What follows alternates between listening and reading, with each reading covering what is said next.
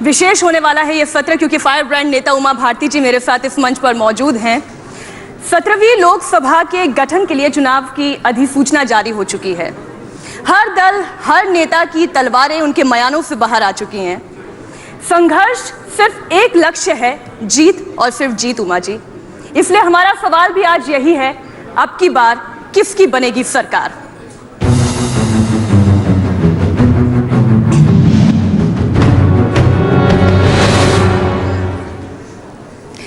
उमा जी, आज आप India TV के इस चुनाव मंच पर मौजूद हैं।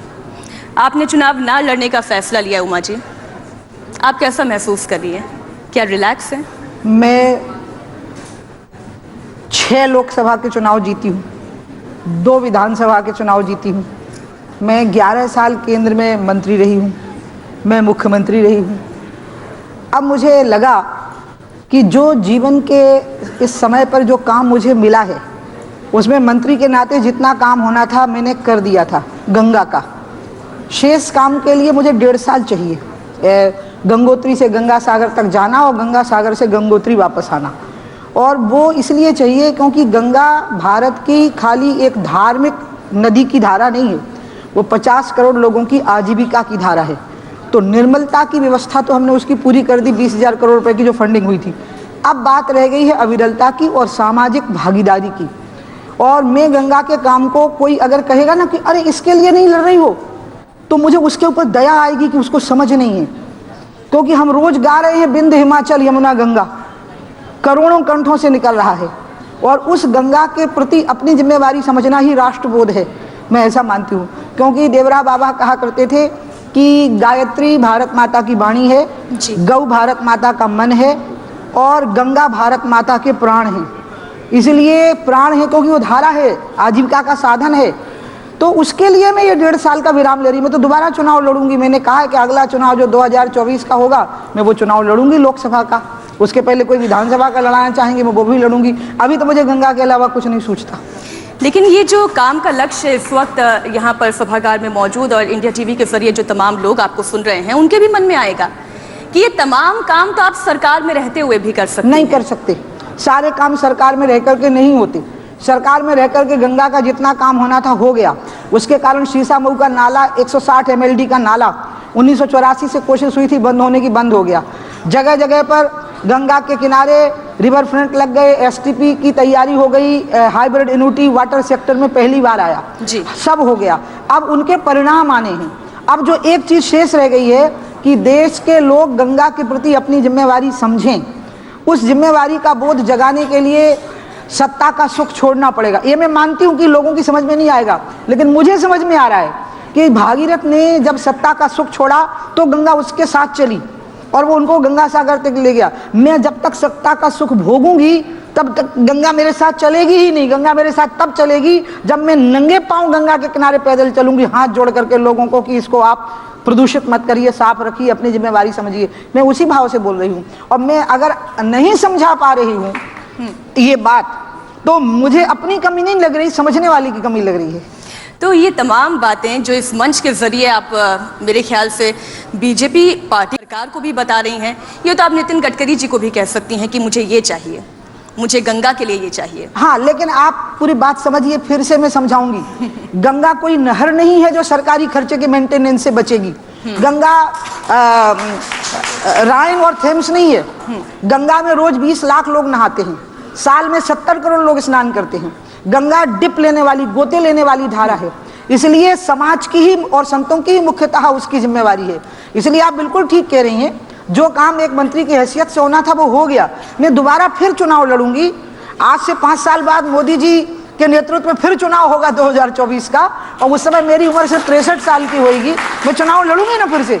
ये किसने कह दिया? आप चुनाव लड़ने की बात उमा जी बार बार कह रही हैं। हाँ। तो 5 साल बाद भी लोकसभा का चुनाव लड़ेंगी या हम आपको मध्य प्रदेश में देखेंगे? मध्य प्रदेश तो छोड़ा ही। मैं बहुत साल पहले मैं 230 सीटों में से 173 सीटों से बहुमत प्राप्त किया था। दिग्विजय सिंह जी को जैसी करारी हार मिली है वैसी भारतीय लोकतंत्र में बहुत कम लोग हारे होंगे जैसे वो हारे थे। इसलिए ये तो चीजें बहुत पीछे छूट गई। भागती फिरती थी दुनिया जब तलब करते थे हम, और अब जो नफरत सी हुई तो बेकरार आने को है। हमें अब कुछ नहीं चाहिए। अब मैं देश का ही काम करना चाहूंगी, मैं कहीं की कोई मुख्यमंत्री या विधानसभा चुनाव लड़ने ऐसी लालसा मेरे मन में नहीं है।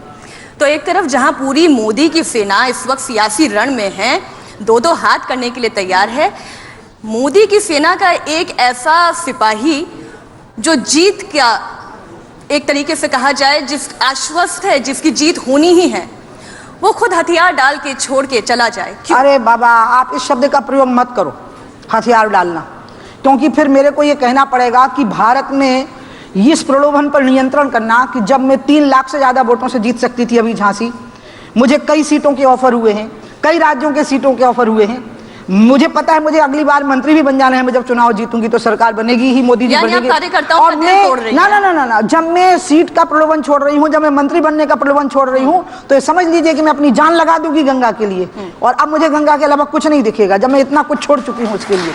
चलिए, ये तो आपकी मन की बात है, ये आपकी इच्छा है, लेकिन आप कुछ यही सलाह इस वक्त आडवाणी जी को भी दे रही हैं। आप ये क्यों चाहते हैं कि आडवाणी जी ये खुद ऐलान करें कि वो चुनाव नहीं लड़ना चाहते? मैं आडवाणी जी के बारे में बिल्कुल बात नहीं करूंगी, वो बहुत बड़े हैं और उनने पार्टी बनाई है।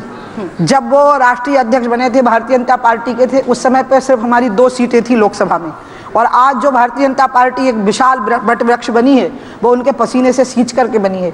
मैंने उनको बहुत मेहनत करते हुए देखा है, उन्हें कभी मैंने प्रधानमंत्री पद की लालसा नहीं देखी। उन्हें जब हम सोच रहे थे कि उनके नेतृत्व में चुनाव होगा, उन्होंने खुद घोषणा की थी कि अटल बिहारी वाजपेयी जी के नेतृत्व में चुनाव होना चाहिए, इसलिए वो पद के लालची नहीं है। ये मैं आपको आज सुनिश्चित बताती हूँ। मैं यही चाहती हूँ कि हम उनके बारे में बयान ना दें, हमसे उनके बारे में ना बुलवाया जाए। आप हमसे इसके बाद में पूछेंगी तो मैं यही बात कहती रहूंगी कि इसमें जो बोलना है वो सिर्फ आडवाणी जी को बोलना है। उमा भारती जी की औकात नहीं है कि आडवाणी जी के ऊपर कोई टिप्पणी हो। मैं नहीं चाहती हूँ कि कोई टिप्पणी करूँ आडवाणी। आपने अपने एक ही बयान में तमाम बातें कह दी, इसलिए मेरी जरूरत ही नहीं है कि मैं अगला सवाल इस मुद्दे से जुड़ा हुआ आपसे पूछूं। लेकिन हाँ, एक सवाल जो इस वक्त हर देशवासी के मन में है, क्योंकि आपकी पार्टी के अध्यक्ष और इस वक्त देश के प्रधानमंत्री नरेंद्र मोदी, अमित शाह, नरेंद्र मोदी दोनों ये कहते हैं कि इस बार वो होगा जो किसी ने सोचा नहीं था। कितनी सीट जीतेंगे आप? क्या आकलन कहता है आपका? मुझे तो आकलन करना आता नहीं है। मैं तो पता है मैं कनक्लेव में भी आती नहीं, बड़े स्मार्ट लोग आते हैं ना कनक्लेव में, और मैं बिल्कुल देहाती भूत हूँ। मैं पहली बार आई हूँ इंडिया टुडे में ही, मैंने ये परंपरा क्या बोलते हैं इंडिया टीवी में परंपरा तोड़ी है कि मैं कनक्लेव में आ गई हूँ, तो इसलिए मैंने हिम्मत करी आने की। आपने जो बात कही, हम कभी आकलन नहीं करते, क्योंकि हम जितने लोगों को टिकट दे रहे हैं, क्या हम उनको हारने के लिए टिकट दे रहे हैं? हम तो हर सीट पे जीतने के लिए लड़ रहे हैं। तो आप जिससे बात कर रहे हैं वो सुपर कूल कॉन्फिडेंट पर्सन है। मैं तो मानती हूँ कि प्रचंड मतों से हमारी सरकार बनेगी, मोदी जी फिर प्रधानमंत्री बनेंगे, 10-15 साल तक और प्रधानमंत्री रहेंगे। चलिए आगे बढ़ते हैं। कई राजनीतिक विश्लेषक ये कह रहे हैं कि आपने कहा कि टिकट दिया ही इसलिए जाता है क्योंकि जीतना है, और जीत क्या ही लक्ष्य है पूरी पार्टी का। लेकिन कई राजनीतिक विश्लेषक ये कह रहे हैं कि इस बार बहुमत से कुछ थोड़ा दूर रह जाएगी सरकार। ये उनकी इच्छा है जो कह रहे हैं, उनको लग रहा है कि काश कि ये लोग बहुमत से थोड़ा दूर रह जाएं। हकीकत यह है कि विपक्ष ने अपनी भूमिका निभाई ही नहीं। भारतीय लोकतंत्र में ये पहली बार हुआ है जब लोग विपक्ष के खिलाफ वोट देंगे कि आपने विपक्ष की भूमिका गाली देने के अलावा और कुछ नहीं किया। पूरे देश में जब से भारत आजाद हुआ है तब से लेकर आज तक सबसे ज्यादा गालियां और अपमान अगर किसी का हुआ है तो नरेंद्र मोदी का हुआ है। सबसे ज्यादा इंटॉलरेंस का अगर कोई शिकार हुआ है तो नरेंद्र मोदी सबसे ज्यादा इंटॉलरेंस के शिकार हुए हैं, और इसी नाते से विपक्ष ने अपनी महिमा खो दी, अपना सम्मान खो दिया, और इसलिए लोग हमारे खिलाफ वोट नहीं देंगे, बल्कि जो विपक्ष के लोग हैं, इनकी पार्टियां, इन्हीं के खिलाफ वोट पड़ेगा, हमारे खिलाफ नहीं पड़ेगा। ये अपना कर्तव्य नहीं निभा सकेंगे। लेकिन राहुल गांधी तो ये कहते हैं कि जितना इंटॉलरेंस उनके साथ दिखाया गया है उतना अब तक किसी के साथ नहीं दिखाया गया। इतना मजाक उड़ाया गया राहुल गांधी का कि संसद में उन्होंने उस पूरे अपमान को सिरमाथे लिया और नरेंद्र मोदी जी के गले लग गए। अब देखो, मैं एक बात बताऊं, वो अपनी पार्टी के राष्ट्रीय अध्यक्ष हैं, लेकिन वो हैं ही ऐसे कि लोग उनका मजाक बना देते हैं। वो खुद ऐसे हैं। मोदी जी तो गंभीर व्यक्ति हैं, मतलब वो दूसरे प्रकार के हैं, लेकिन वो अगर उनको लग रहा है कि उनका मजाक ना बनाया जाए तो जो पार्लियामेंट में वो कर रहे थे वैसा ना करें ना, फिर तो कोई मजाक थोड़ा ना बनाएगा उनका। इसलिए वो अपना मजाक बनवाते हैं, वो अपना मजाक बनवाते हैं खुद। और प्रियंका गांधी जी के बारे में आपका क्या विचार है? एक बार उन्होंने मेरे बारे में ये कह दिया था आज से 5-7 साल पहले कि उमा भारती मेरा नाम इसलिए लेती हैं क्योंकि उनकी टीआरपी होती है। उस महिला को ये भूल गया कि मैं मुख्यमंत्री रही हूँ, मैं महासचिव रही हूँ, अभी उनकी मेरी बराबरी नहीं है, मुझे टीआरपी के लिए उनका नाम नहीं लेना पड़ेगा। लेकिन फिर भी फिर भी मैं आपको बता दूं कि वो जिस समय पे उन्होंने फैसला लिया है महासचिव बना करके बाहर निकालने का, वो समय है जब उनके पति पर चोरी के आरोप हैं और बहुत गंभीर आरोप हैं। इसलिए ये जो एंट्री है वो इस संदर्भ में भी देखी जा सकती है कि क्या वो अपने पति के उन गंभीर आरोपों को ढांकने के लिए इस समय पर उन्होंने एंट्री की है। बाकी मैं किसी बात पे नहीं बोलूंगी, क्योंकि राम मंदिर, बल्कि मुझे अच्छा मौका दे दिया आपने। बिल्कुल। मैं इंडिया टुडे के माध्यम से अपनी पार्टी के कार्यकर्ताओं से भी अपील करूंगी कि अगर वो मंदिर में जाके राम मंदिर में मत्था टेकते हैं, आप कुछ मत कहिए। अगर वो किसी बोट पर बैठते हैं, आप कुछ मत कहिए। अगर वो जनेऊ धारण करते हैं, क्योंकि ये पर्सनल बातें, इंडिविजुअल बातें, उनकी अपनी बातें हैं, आप तो उनसे पूछिए कि राम मंदिर पर आपकी क्या राय है। आप उनसे ये पूछिए कि गंगा आप ठीक क्यों नहीं कर पाए थे और हमने शीशा नाला कैसे निकल, इस पे पूछिए। बाकी उनकी पर्सनल बातें हैं, वो जो करते हैं उनकी पर्सनल बातें, कोई नीतिगत बात कहेंगे तो हम उस पर बोलेंगे, अन्यथा हम नहीं बोलना चाहेंगे। आपने राम मंदिर का जिक्र किया, राम मंदिर पर कई बार राहुल गांधी से सवाल पूछा गया, उन्होंने क्या, ये मामला सब जुडिस है, लेकिन आपकी सरकार है, केंद्र में भी है, राज्य में भी है, इसके बावजूद अगर राम मंदिर नहीं बनता है तो क्या उमा भारती आपका दिल आहत नहीं होता है, द्रवित नहीं आपको ऐसा लग रहा है कि राम मंदिर सब जुडिस है, ऐसा राहुल कहते हैं, तो वो क्यों बोलते हैं राम मंदिर पे? फिर वो क्यों कहते हैं कि हमें क्यों पूछते हैं कि आपने मंदिर क्यों नहीं बनाया? अगर मामला सब जुडिस है तो उनको बिल्कुल चुप रहना चाहिए इस मामले के ऊपर, सिर्फ मत्था टेकने जाना चाहिए। लेकिन अगर वो इस पर हमें चैलेंज करेंगे तो सब जुडिस मामले पे खुद बोलेंगे और हमें नहीं बोलने देंगे, ऐसा कैसे होगा? फिर हम भी बोलेंगे, हम भी जवाब देंगे और हम भी कहेंगे कि चलो आ जाओ हमारे साथ, राम मंदिर बनना चाहिए, एक शिला आप रखो, एक शिला हम रखते हैं, भव्य राम मंदिर का निर्माण होना चाहिए, जैसे सोमनाथ का मंदिर का निर्माण हुआ था। और अगर पूरा देश मिलकर के ये फैसला कर लेगा और सारे लोग दल मिलकर तय कर लेंगे, जिसमें सपा होगी, बसपा होगी, कांग्रेस होगी, कि एक भव्य राम मंदिर का निर्माण हो, तो वो बीजेपी को तो कोई लाभ होगा नहीं, देश का लाभ होगा, देश की आने वाली पीढ़ियों का लाभ होगा, ये पॉलिटिकल इशू रहेगा ही नहीं, किसी का एडवांटेज होगा ही नहीं है। इसलिए मैं उनको कहूंगी कि अगर आपको लग रहा है कि हम अपने एडवांटेज के लिए बोल रहे हैं तो चलो ना हमारे साथ, let it become the advantage of the nation, आने वाली पीढ़ियां अमन चैन की जिंदगी जी। उमा जी, जब राहुल गांधी मंदिर जाते हैं तब यही बीजेपी पार्टी है वो ये कहती है कि नकली हिंदू हैं। नहीं कहना चाहिए, मेरे को नहीं पता कौन कहते हैं, लेकिन मैं फिर यही बात कहूंगी कि कोई नकली है कि असली है अपनी आस्था में, ये हमें नहीं बोलना, लेकिन हमें ये बातें जरूर बोलना कि आप तो ये बताओ कि जब रामलला प्रकट हुए 1949 में, 49 में, तो उस समय पर उनके जो नाना जी, दादाजी, परदादा, बल्कि मेरे ख्याल से परदादा जो थे जवाहरलाल नेहरू जी, उनने ये फैसला लिया कि यहाँ ताले लगाए जाएंगे।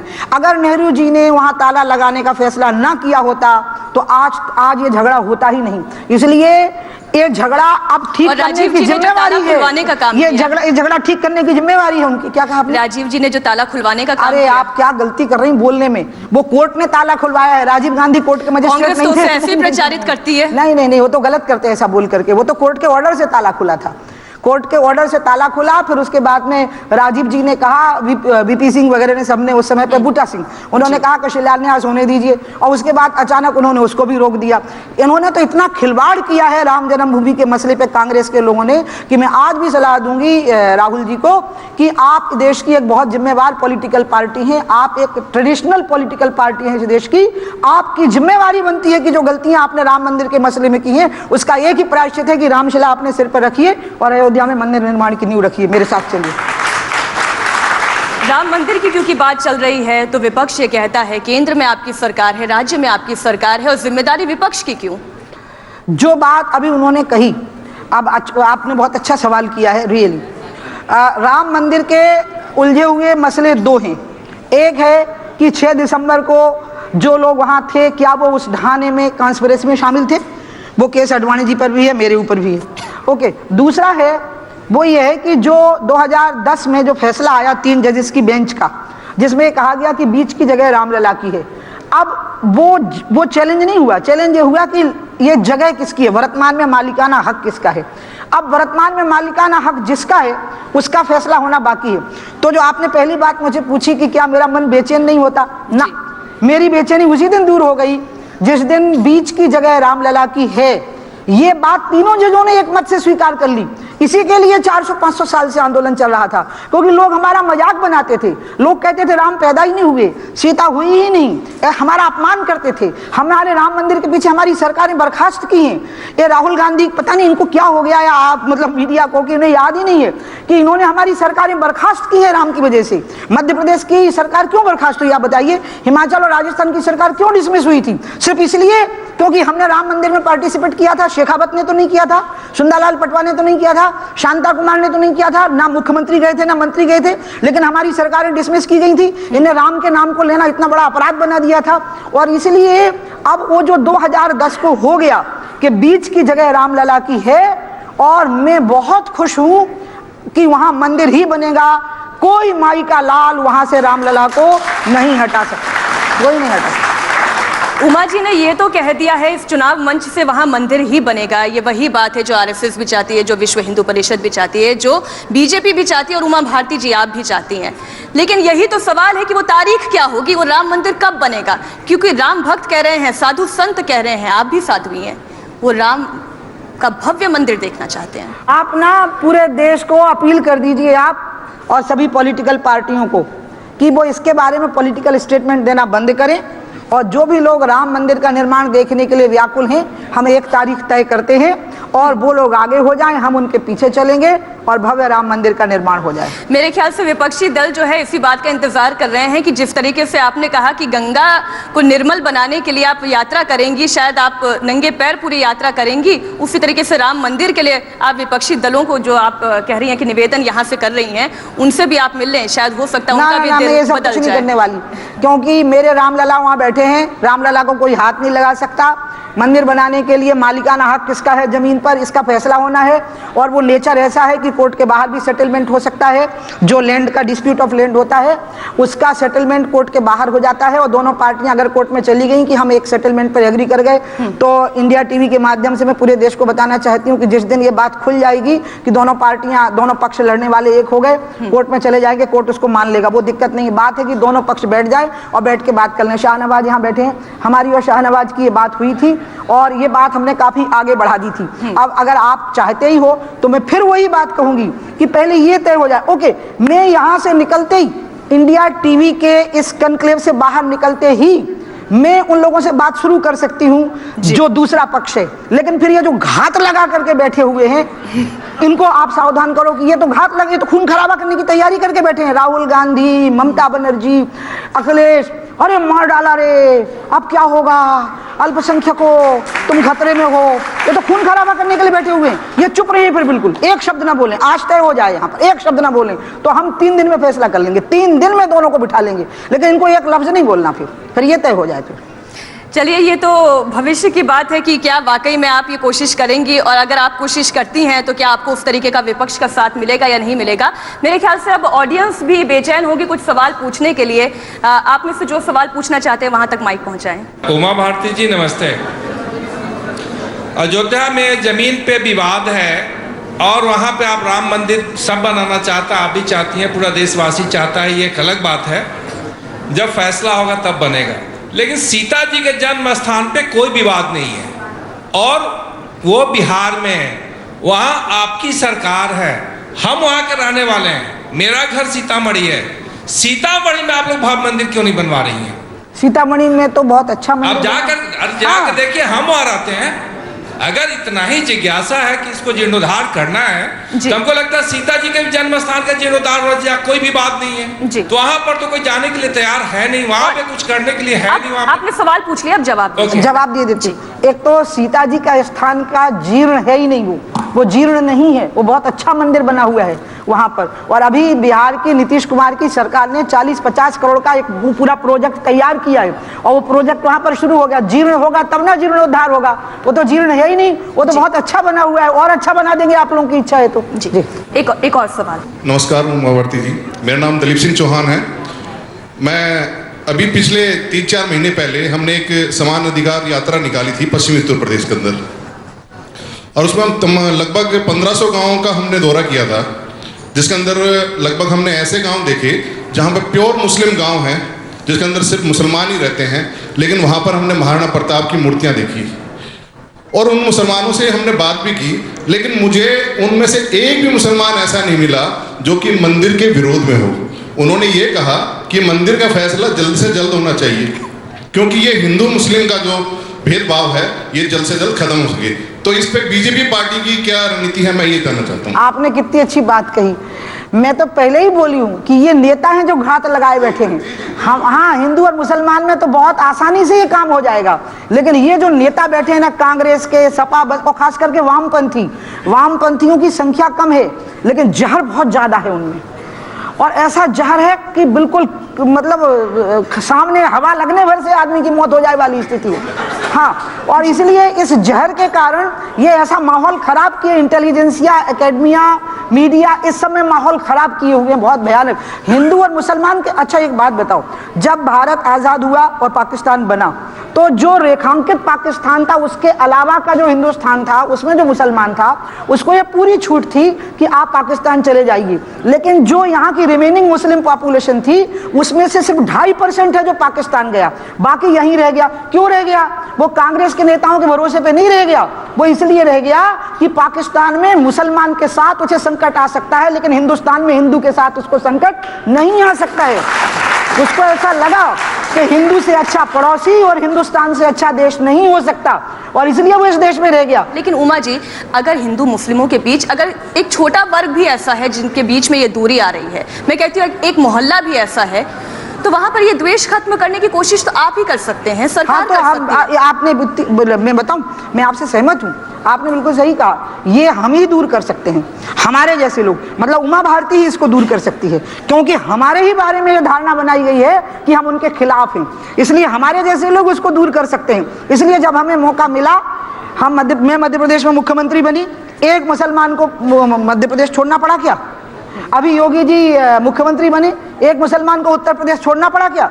मोदी जी देश में प्रधानमंत्री बने, देश में कोई दंगा हुआ क्या? पहले दंगों की लहर आ जाती थी। यही तो बात है, यही तो मैं कह रही हूँ कि हमें 10-15 साल और राज करने दीजिए, इतना अमन चैन कायम हो जाएगा पूरे देश के अंदर कि एकदम शांति की लहर आ जाएगी। हम कितनी शांति कायम कराते हैं। एक और आखिरी सवाल, क्योंकि अगर सरकार की बात है तो विपक्ष की भी बात होगी। महागठबंधन मजबूत हो रहा है और आप तो बहन जी मायावती को बहुत लंबे अरसे से जानती हैं, क्या आपको आश्चर्य नहीं हुआ जब सपा बसपा का गठबंधन हुआ?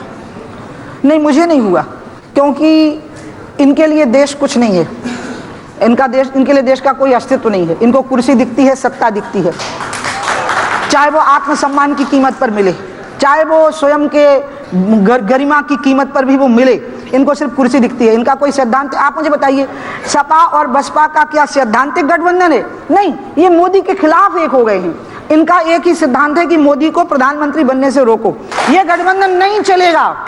मैं I am not being sarcastic, मैं मजाक नहीं बना रही हूँ मायावती जी का। वो एक दलित वर्गों की महिला नेता है।